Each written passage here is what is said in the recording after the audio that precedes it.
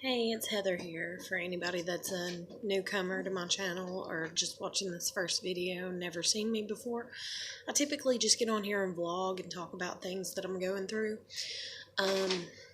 And this is like me trying to kind of build up what I'm trying to accomplish for as far as my YouTube right now. And mainly it's just reaching out to people that are going through similar situations. That have dealt with just traumatic events.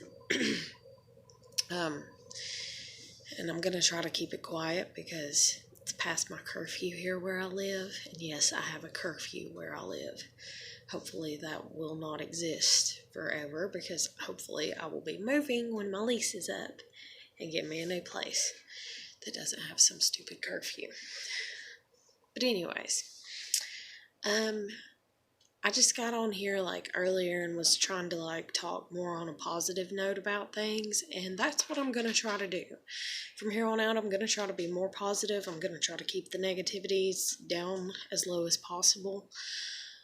And I'm actually like redefining myself is the best way that I can think to word it.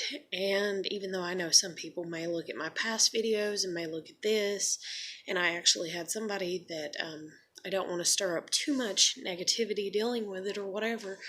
They kind of rudely was like, hey, you have borderline personality disorder. And so I took the borderline personality disorder test, or one of them, because I'm sure there's several out there on the internet, but I just recently took one. And it was like, oh, if you get below a 20, then you have nothing to worry about. And then it goes all the way up, I guess, to 100. I didn't really see because I didn't read past where it said like 80, if you get up to 80. But I assume it went to 100. And on the test, when I took it, I got a 24. And then, so I got 4 points past, like, yes, it's a possibility that I could have that. But then I kept reading what the recommendations was for somebody that scored that, and it said that I could have post-traumatic stress disorder, PTSD. And that really, hit hard and struck with me and everything, and I was just like, yeah. Because I've been wondering that myself for a very long time, like about 5 to 7 years now. And it would make sense, and I have been through traumatic events, and so to the person that, kind of rudely, was like, hey, I think you have borderline personality disorder, I see now where they were coming from. I see that, yes, if they studied up on it, that, yes, they could have thought that, but they needed to study up more on me before throwing out kind of rudely that was their opinion of me. And I know more about myself, as anybody. People know more about themselves than people from the outside do. That's if they know how to self-reflect. I think I just got something out of my hair. And yes, I'm sitting in front of, these little doors right here on my entertainment center.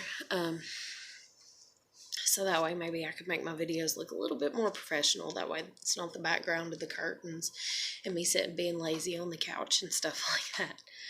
But, so I looked that up.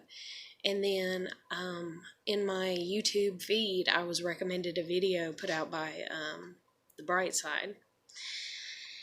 And even though I said I'm not going to mention YouTube and YouTube channels and everything, I don't think that they'll get offended, because I'm not saying anything offensive. But I'm saying these because I want these to be tools. When I mention anything in my videos, sorry, my hair's getting on my nerves, it is not as an insult. It is not to degrade. It never has been, even though somebody might look back and see something and be like, oh, that was so degrading or mean or hateful. That's not the reason that I mention anything that I mention in my videos, and have and everything for as far as other channels on YouTube or anything like that. I've done that to show just the steps of what I'm going through, how I'm processing things. If I mention a music artist, it's because I've listened to their music and their music has in some way entrenched in helping me through the turmoil and the things that I've lived through and stuff. And so I'm just getting on here and like talking about things. And as a matter of fact, tonight was a week ago that I mentioned about my Facebook, because I went through, and that's another thing too with the borderline personality disorder. One of the things was like, what was it? How did it word it? Do you change your life very often? And you just kind of jump up and just change everything. And I was like, no. But there's been 3 or 4 times that I've like tried to do that, but I've always kind of failed at it, because I'm deeply rooted in who I am and in my moral values and my core of just who I am and everything. So I always end up coming back home, I guess you could say. And so there's never any really far-fetched, bizarre things. And another reason that this person may have said this in a previous comment, like I said, is because I was talking about how I fell in love with a female. And I know a lot of people disagree with that, and they're entitled to, and everything else dealing with that and stuff. But they might have thought that I just randomly was like, hey, female, now, be with a girl now. Never thought of it before, but why not? Because that's the way kind of border personality, in my opinion, differences from people that do not have it. People that do not have it, they have a thought process that has been long intact or instilled in who they are and their being and stuff like that. And I'm not even representing myself like as a lesbian or as bisexual or anything like that. Because, in all honesty, my sexuality is not a determining factor in my life right now. Because I'm not I'm not focused on relationships. I mean, yes, I would like to date. I've always wanted to be into liking to date, but I'm very particular on who I date. I'm very particular about a connection. One thing that I actually looked up is, what's it called? It's called being pansexual, I believe. And it's talking about how you don't care about the person's sexuality. You care about the person, pretty much.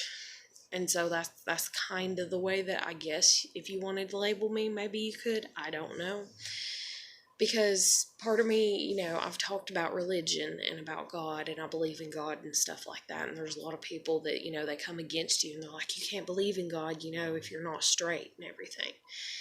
But then it also talks in the Bible about just so much. Like, I don't even want to get into it. I ain't even going to lie. But there's just, sin is sin. It happens, and to each their own and whatever and everything like that. But I'm not here to try and, raise any hate or anything in anybody.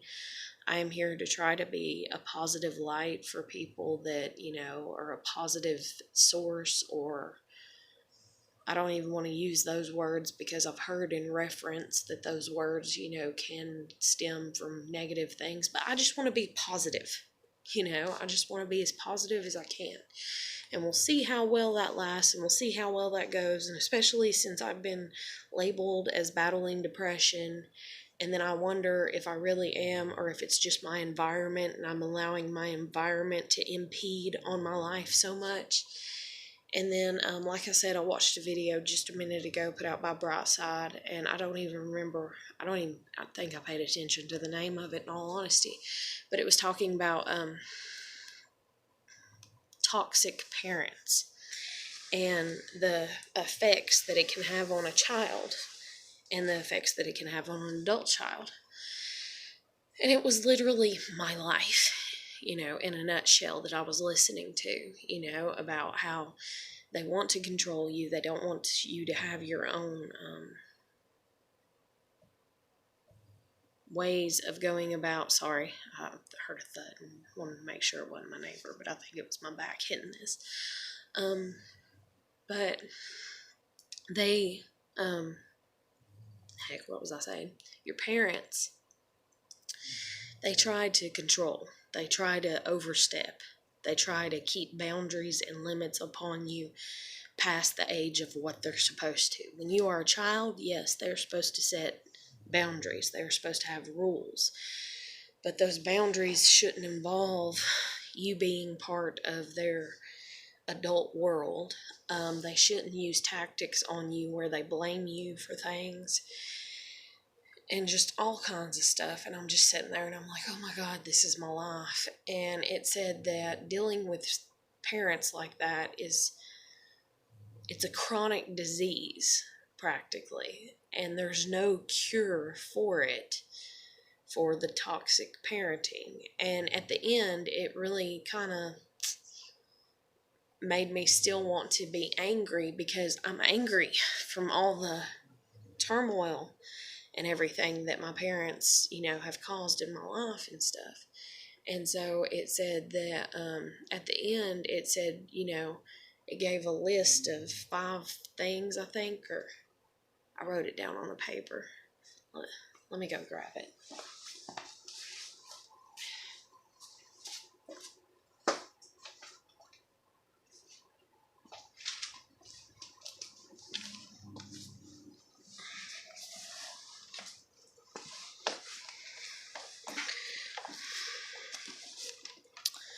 It said that,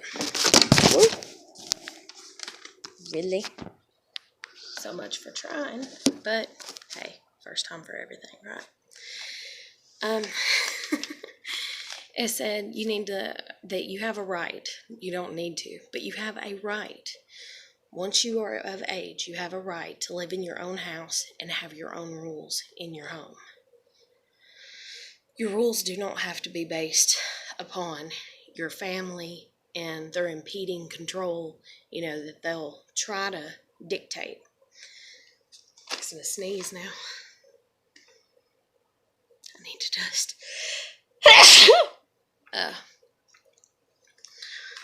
But you have a right to live in your own home and have your own rules. The second thing is take no part in resolving issues of other relatives. That has been a huge issue for me, to tiptoe around and try to make sure that I'm not hurting anybody's feelings and that I'm helping them with this and with that. I have babysat my nieces sometimes whenever my sister needs me to, because she, is going somewhere, or she's stressed out or whatever, or I've tried to be that way. I'm not 100% certain that I came across that way, but that was what I tried to do. And then when I would try to reverse the roles and be like, okay, let's make it fair, let's keep keep it fair, hey, can you watch my kid for me? It was like, what? It was this hateful type. And then in all honesty, I spoke of how my daughter got injured the first 2 times that my sister babysat her when she was little, and my sister has always acted relatively kind of mean to my daughter, and so therefore I never really asked a lot for her to take my daughter anywhere or anything like that. And then because I'm an INFP in my thought process and everything, instead of straight out asking for stuff, I usually hint about things. So I would call her when, let's say, I'm very stressed out, and I'm like, oh my God, I need a break, and, and stuff like that. And instead of saying, hey, I need a break, can you come, and let her spend the night with you this weekend? Instead, I would call her and be like, hey, what are you up to? Are you busy? And she's always busy. So there's that in that. The third thing is limit access to your personal territory. That is a huge one for me, and that is one that I've known. And this is actually an incident that happened between me and my father before they took custody, because my parents took temporary custody of my daughter, and they've had her for 11 months. And trying to get my life together and everything, like, it's just been very chaotic. It takes time, it takes effort. And my effort's been a little lacking because I'm so stressed out, and so I've had to coop, and I'm having to educate myself, and I'm having to learn how to depend on myself fully and not have that codependency issues with my parents and everything. But limit access to your personal territory. I sent my child over there before Christmas of last year, and I was like, I'm not going to spend Christmas with y'all. Not going to do it. Like, my kid wants to act like this, misbehave, be very disrespectful, and has been being very disrespectful for the past few months, basically the past year, and nobody is helping to reinforce that, and like reinforce not that, but her not being disrespectful, And so I was just like, you know what? I've spent every Christmas with my child because my child is older. She's past 10. And I was just like, I've been there every birthday. I've been there every Christmas. I've been there everything, every school function, every football game, everything. Just always been there. And I was like, it's not going to hurt for me to miss one Christmas, but I'm not going to fully miss it because I'm sure she'll talk to me about it. I'm sure they'll show me photos and videos and everything else. Well, instead, they ended up taking temporary custody of my daughter. I don't even know what my daughter got for Christmas last year. Yeah. And I barely even got a school picture of her from where they've had her. But anyways, so my father came over Christmas Eve night, and he tried to get in my face, is the best way to put it, legitimately, because he was yelling at me, or not yelling at me, but he was raising his voice, and he was telling me that what I was doing was wrong, that my parenting was wrong, everything about my parenting was wrong, and that he did not agree with it, and that it was stupid, and that it was sinful. And then that's another thing too, he is full on against, women educating themselves, I guess is the best way to put it. Do not consider myself a feminist or whatever, but I do consider myself we have the right to educate ourselves and to stand firm in our beliefs and to have our own beliefs, just like live in your own house and have your own rules is the first recommended piece of, advice from the video I watched. But anyways, I get really into detail about things like that have happened to me. So it's limit access to your personal territory. So he has slammed the door in my face multiple times throughout my life. He said something that I firmly disagreed with. I told him I disagreed with it, and he retaliated and raised his voice even louder at me. And when he did this, I just simply turned around, went in my home, and shut the door. And so his retaliation was going and getting temporary custody of my daughter. But anyways, so setting those personal boundaries, that personal territory, my father has a huge problem with this. And he will literally, infiltrate people or whatever, if he can, to keep an eye on me, to allow him to know what I'm up to and what I'm doing. Just like right now, I am out of work. Instead of anybody caring to even keep in contact with me, and instead of them keeping a decent relationship with me all this time, they have not, and I have shut them out. I'm not even going to lie. But instead of them calling me and saying, hey, we heard, or we were wondering if you've lost your job, if you've quit your job, or anything like that, they are trying to manipulate so that way I end up just giving that information up freely.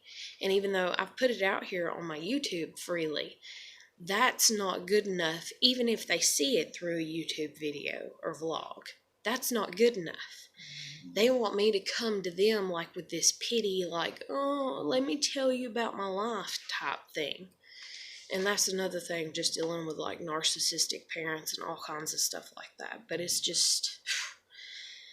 So anyways, the fourth thing on that list is build your own experiences instead of going on your parents' I know better. That's huge for me, because I've literally lived my life with my parents. I know what's better for you. I know what's best for you. I'm 30 years old and I just got my driving license. That has been a huge problem for me. And because it has been so long in the making, it has dampened any form of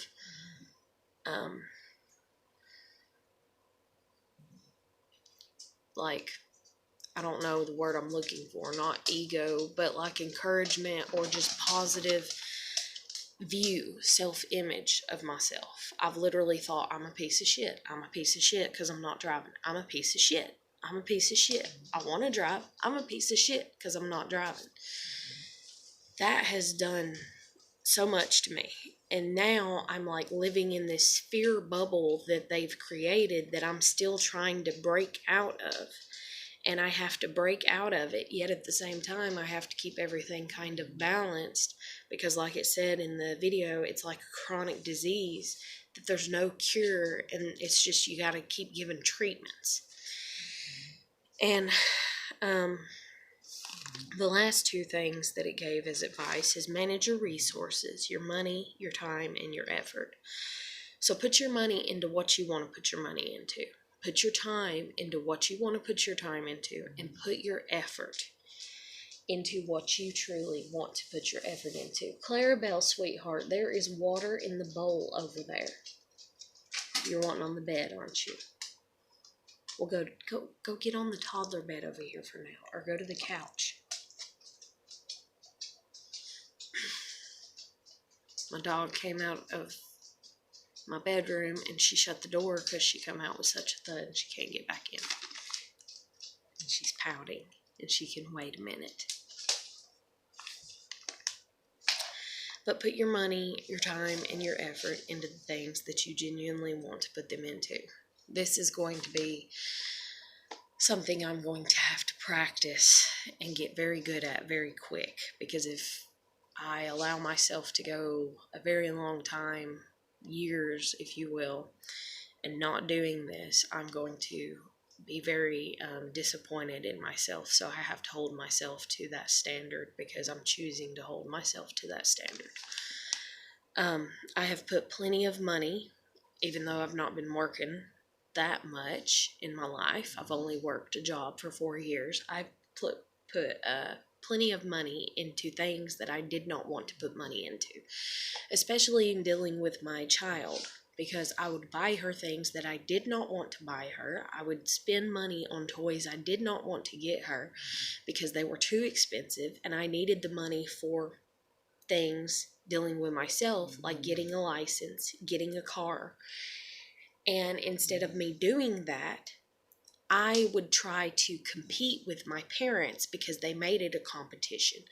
They would go out and buy the most expensive gift that she wanted. And I always let them kind of have that after I realized that I was never going to be the great parent, mother, whoever that was going to always get that top gift that she wanted. I was never going to have those type of finances because my parents are older. They make more money than I ever have, at any age, because they're older. And so I was never going to be able to have that reward of doing that. And I done realize that. And that was something that they did also to step down on my self-confidence and make me feel like shit. So I would always kind of try to compete or keep it as level as possible, because I never wanted my child to grow up, look back, and be like, they bought me the best gifts and the most expensive, and where were you, and why didn't you? I was so worried about that. So I ended up competing, and now I'm sitting here with a room full of kids' toys and no kid to come home to play with them. And that's just another of the things that I'm going through with all kinds of stuff. But I didn't set rules when I moved into my own place, is the worst thing that I honestly did. I tried to, and every corner that I tried to, everyone, not just my parents, but yes, mainly my parents, but everyone has their 2 cents that they would like to add if you give them the opportunity to add it. And unfortunately, since I was raised in a family that they want to put their 2 cents in at every corner because they want to manipulate and control, then I actually go looking and asking for people's advice and 2 cents and opinions, if you will, when I really don't need to. And I need to learn to set my own, standard of my beliefs. But for instance, because I'm so open minded, I guess you'd say, or just not very strict for as far as people can kind of see. Let's say a new neighbor moves in and they notice that we go to bed at 9:30 every night or something like that, or it's quiet past 10 p.m. at our house, or something like that. And they'll say something out of the way, like, they'll just say something about it. They'll be like, I noticed I never hear anything past 9 o'clock at your house. And it's like, yeah, because we go to bed at 9 o'clock or 9:30 or 10 o'clock or, whatever time, And they'll be like, oh.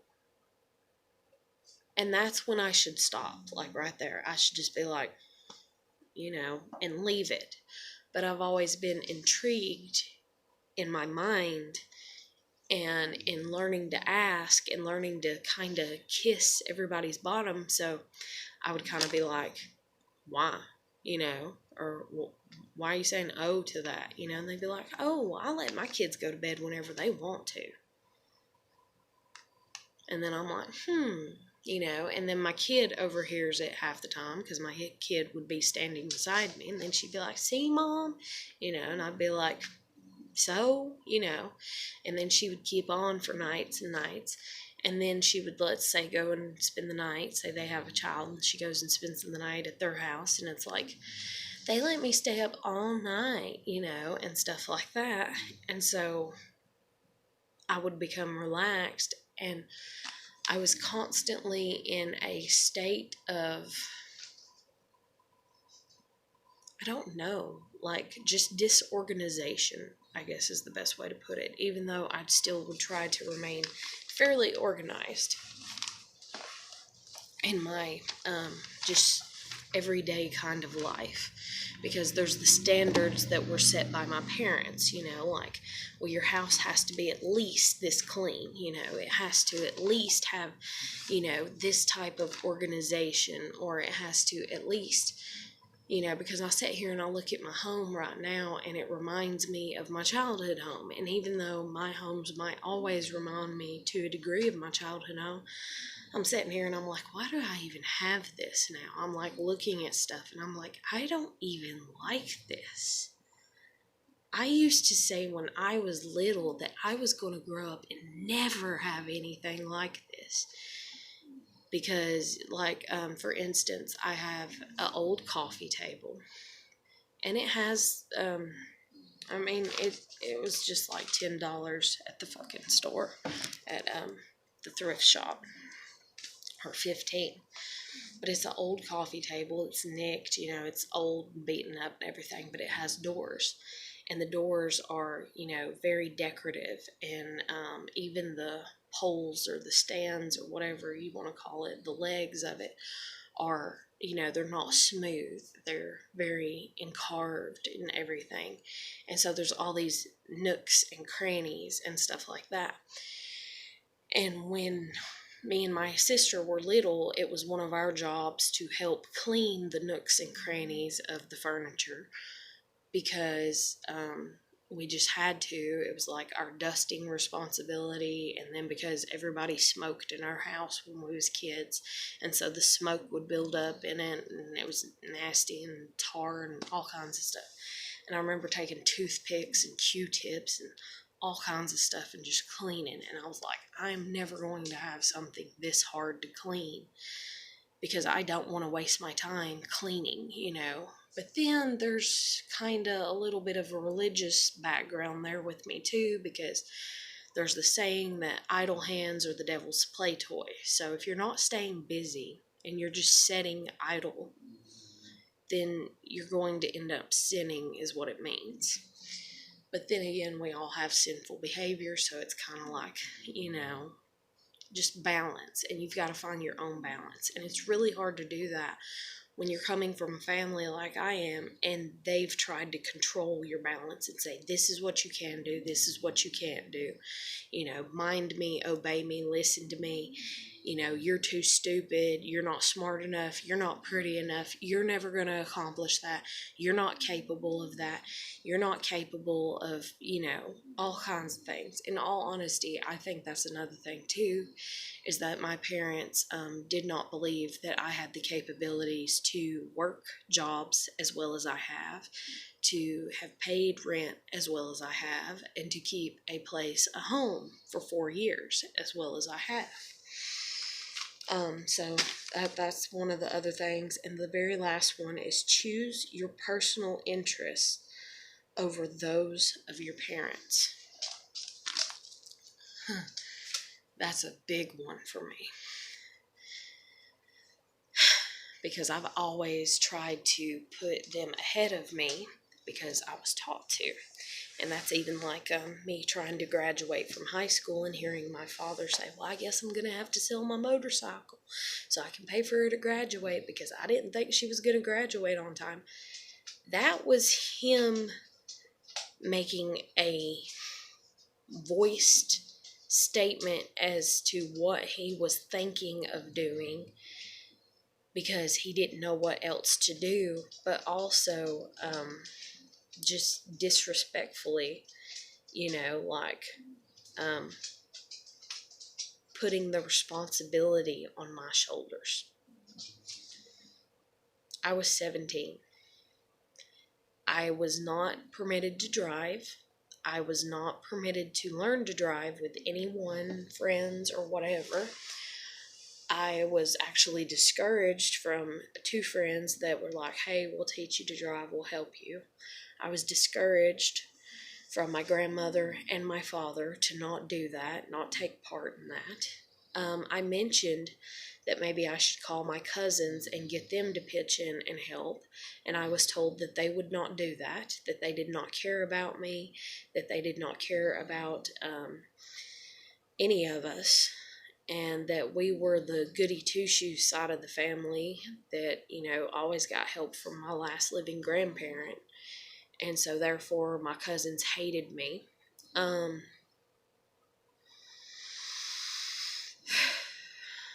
just been through a lot.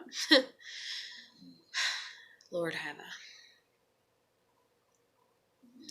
But I was told to not contact them, that they would not help me, that they did not care about me. And then their behavior whenever we would visit at family functions was that expectant of of somebody that's like, oh, well, they must hate me and everything. And so it just kind of put a damper on things and made you not want to ask. There's actually one time that when I was moving back in with my grandmother, that my cousin, one of them, helped me, because my grandmother called and asked. And then my cousin offered, and he's like, I'll help you anytime. And I couldn't believe that, because I've been taught by my parents that it's a lie. And that's one thing too that my parents have done, is everything's a lie. And that's just live from your own life experiences and, build your own life experiences instead of going on your parents. I know better. and that's the way I should have been, but being a child and everything and not having the knowledge and access to the knowledge to find out what's going on, it's just been very difficult.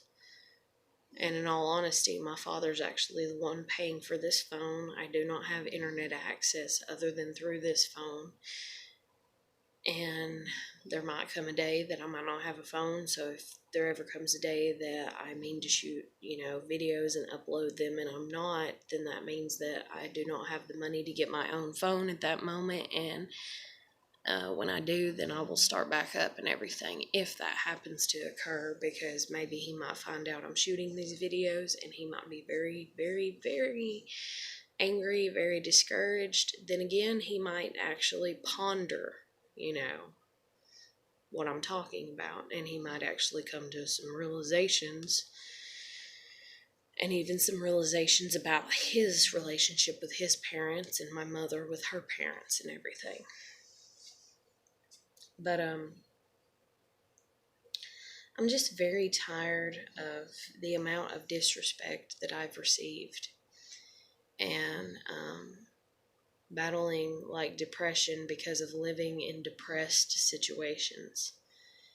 And it's honestly suffocating knowing that I even have to stay here until my full lease is up, because I feel just as suffocated here as I have in my other places. Not as bad, but this is actually worse than the apartment that I shared with my husband.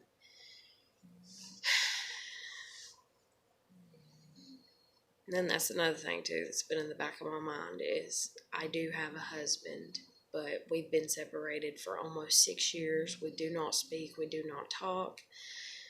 When we have spoke, it's usually just been about when are you going to pay for the divorce, and that's weighing on me entirely too much, and that needs to be settled, and I don't know how to go about settling it, because every time I speak to him, he has his own issues, and he tries to pull me in without, I don't know if he even notices it, but I do, and I can't.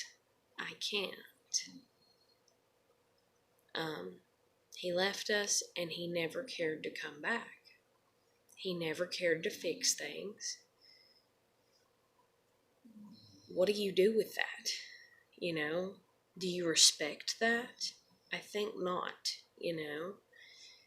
And so it's very hard emotionally. Luckily, me and him have no assets or, home or anything or children together, so it's not going to be a messy divorce.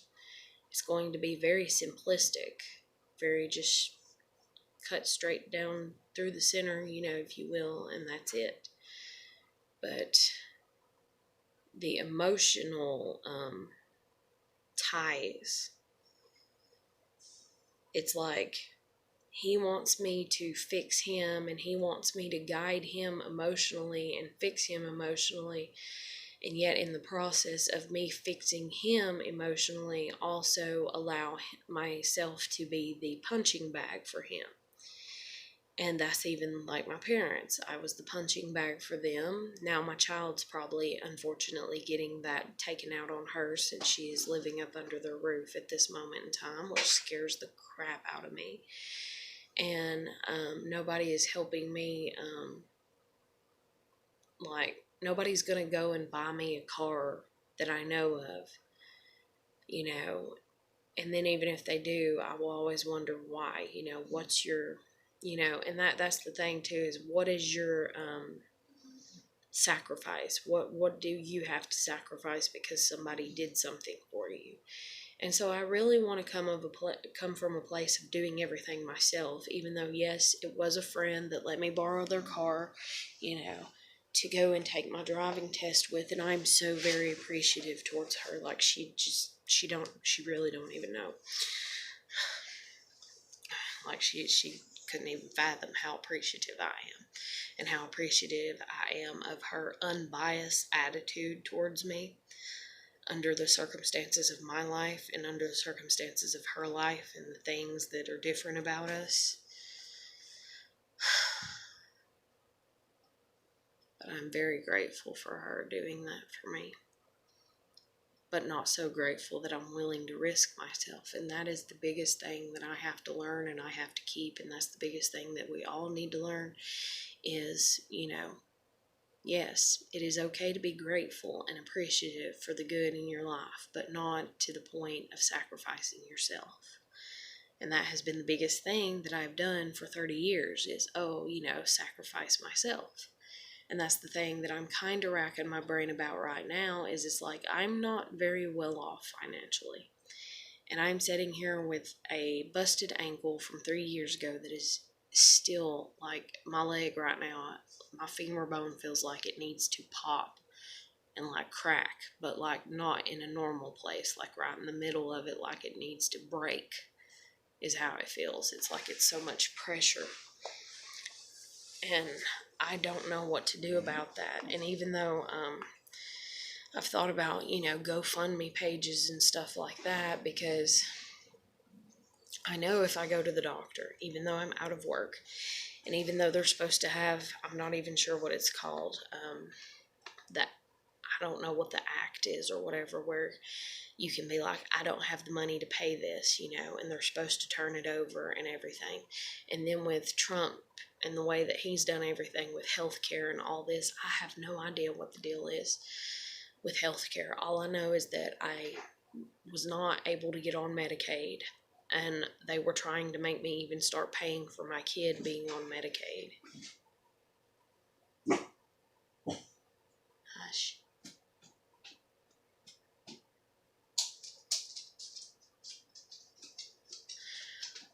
But they were trying to get me to do that, and I was like, I don't even make enough for that. And so it's very discouraging, and it's just like anything, resources.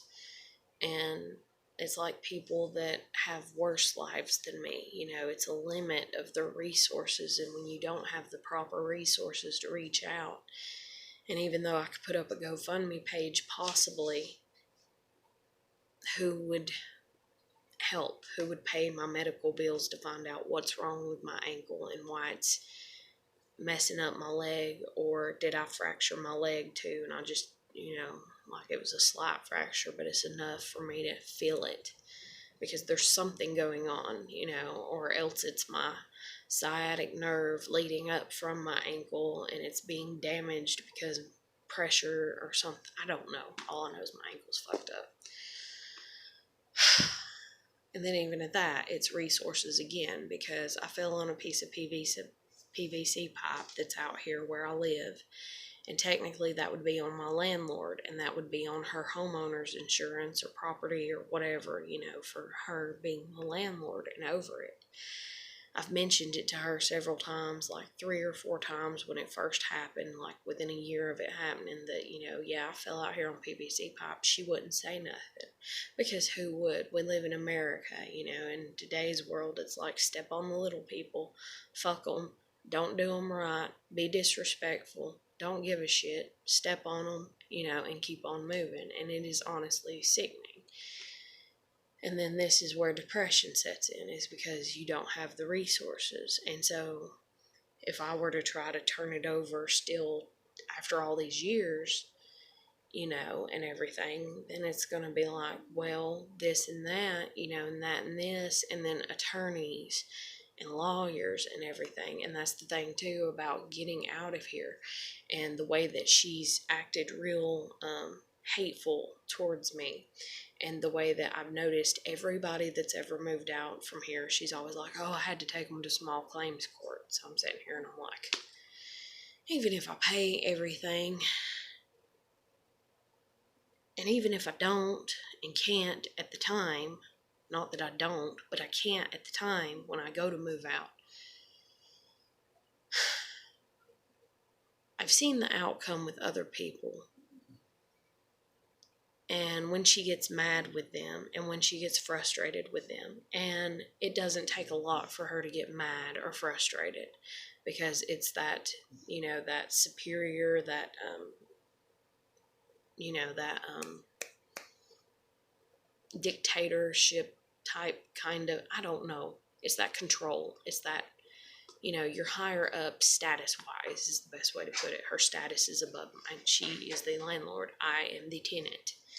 So therefore, just like when you're the parent and you're the child, or I'm the human and that's the dog, you're supposed to obey, you're supposed to just constantly, regardless, and you're not supposed to question and ask.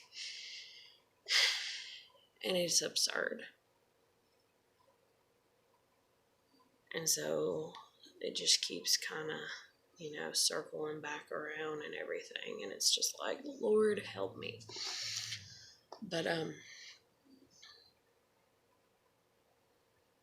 all I can do is pray, I guess. That's all anybody can do. Turn your problems over to God, and hope like hell.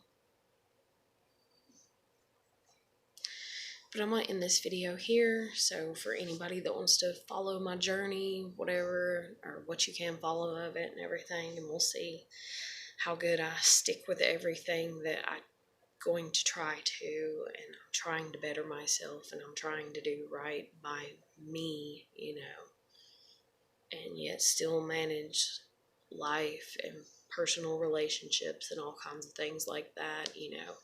You can subscribe to my page, you can hit the like button, you can comment below if you are anybody battling depression or any type of thing like that.